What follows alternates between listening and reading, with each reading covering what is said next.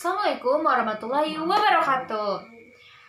Di sini saya akan membuat video untuk menjawab soal-soal sebagai pemenuhan dari tugas ujian akhir semester mata kuliah Pendidikan Kewarganegaraan.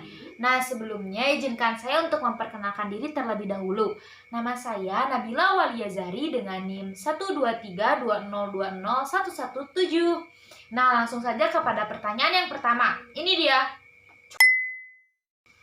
HAM ini itu sangat selaras dengan ajaran-ajaran di dalam Al-Quran.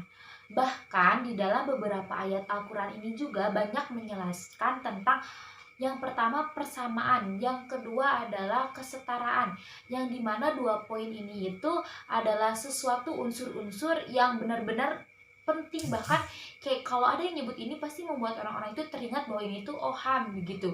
Bahkan di dalam Quran surah Al-Hujurat juga yang bunyinya itu seperti ini. Di dalam ayat Al-Quran itu terdapat beberapa poin atau terdapat beberapa faedah tentang HAM ini. Yang pertama, manusia ini memiliki kesetaraan dan kesamaan antara hak-hak dalam beragama dan hak-hak dalam hukum-hukum. Mereka itu memiliki kesetaraan dan tidak ada yang membedakan mereka. Entah itu mereka lebih tinggi atau lebih rendah, itu tidak ada, tapi semuanya itu setara. Yang membedakannya itu hanyalah akidah mereka. Bahkan Nabi Muhammad SAW juga pernah bersabda yang bunyinya itu ini. Tapi HAM di dalam Islam ini itu terkadang suka diputarbalikan oleh orang-orang di luar. Terkadang mereka itu kayak memutarbalikannya itu di Islam. Ada perintah untuk wanita menjaga auratnya, untuk berhijab, untuk menjaga aurat. Tapi terkadang sama mereka itu suka diputarbalikan. Mereka suka bilang kalau Islam itu membatasi orang dalam hak asasinya, membatasi wanita, membedakan juga wanita dengan pria. Padahal ini itu adalah perintah Allah Subhanahu wa taala untuk menjaga wanita, dari kesuciannya, untuk menjaga wanita dari orang-orang yang memiliki niat-niat yang jahat. Tapi sama orang-orang itu suka diputarbalikan. Sementara kita sudah tahu kan kalau Islam ini itu sangat menjunjung tinggi hak asasi manusia. Langsung saja kepada pertanyaan selanjutnya. Jadi di antara tiga lembaga itu, yaitu yang pertama legislatif adalah lembaga perwakilan rakyat, eksekutif adalah lembaga pemerintahan, dan yudikatif adalah peradilannya. Dimana ketiga lembaga ini benar-benar harus berdiri independen. Kenapa sih harus berdiri independen? Karena ketiga hal ini saling mencampuri, akan tercipta sesuatu hal yang kayak tidak kita bayangkan gitu, yang benar-benar berbahaya juga gitu untuk negara ini. Seperti contohnya yang terjadi baru-baru ini, yang dimana Dewan Konstitusi ini itu dipecat gitu karena dia itu telah mensahkan suatu hukum di mana dia memperbolehkan anak di bawah umur atau orang di bawah umur untuk mencalonkan diri sebagai cawapres. Itu dulu yang dimana orang itu adalah keponakannya gitu, maka dia dipecat. Ini itu adalah suatu hal serius dan suatu hal yang berbahaya ketika pemerintahan sudah mencampuri yudikatif gitu.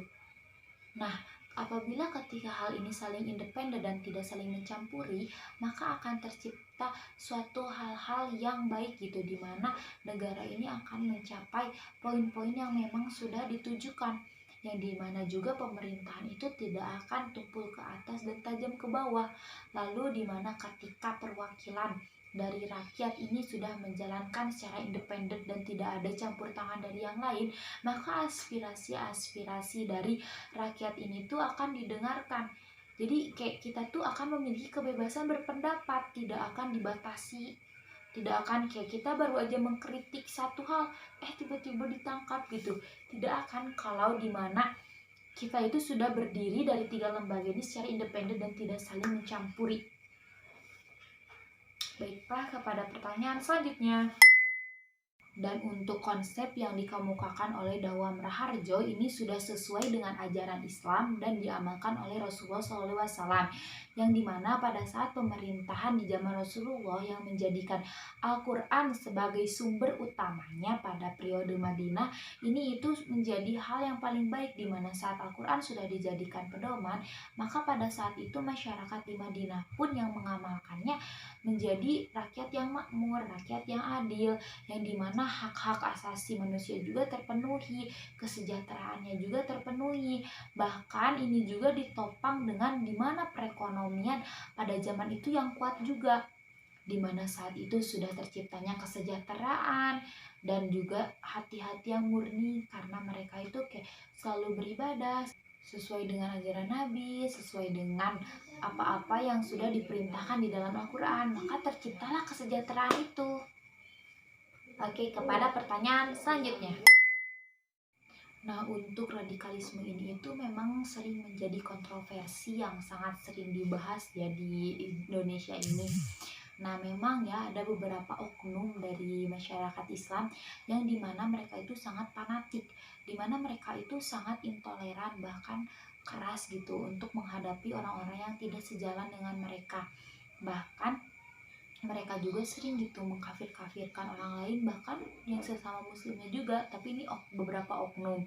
Tapi di mana di Indonesia ini juga penanganan di dalam radikalisme ini itu terlalu berlebihan juga gitu, dimana melibatkan anti terorisme juga gitu, yang dimana membuat pergesekan di antara kedua belah pihak ini itu menjadi lebih kuat, dimana permasalahan ini itu harus ditangani sedini mungkin dikarenakan memang ini itu adalah permasalahan yang lumayan serius begitu.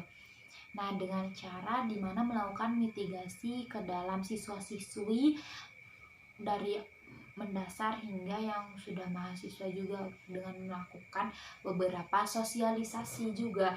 Nah, yang dimana kita harus menekankan yang pertama bahwasannya di dalam Al-Quran ini, di dalam Islam ini diajarkan untuk saling toleransi, diajarkan untuk perdamaian, yang bahkan ditekankan sekali, yang dimana Allah Subhanahu wa Ta'ala berfirman di dalam Al-Quran yang bunyinya seperti ini.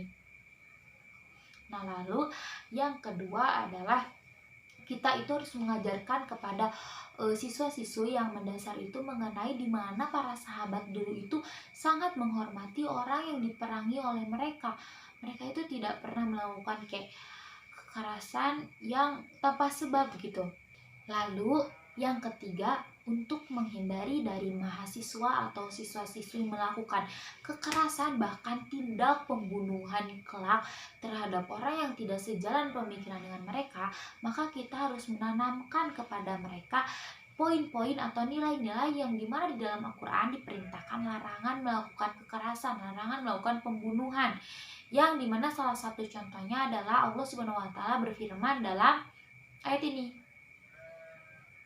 Baiklah, segitu jawaban-jawaban dari saya untuk jawaban ujian akhir semester mata kuliah Pendidikan Kewarganegaraan.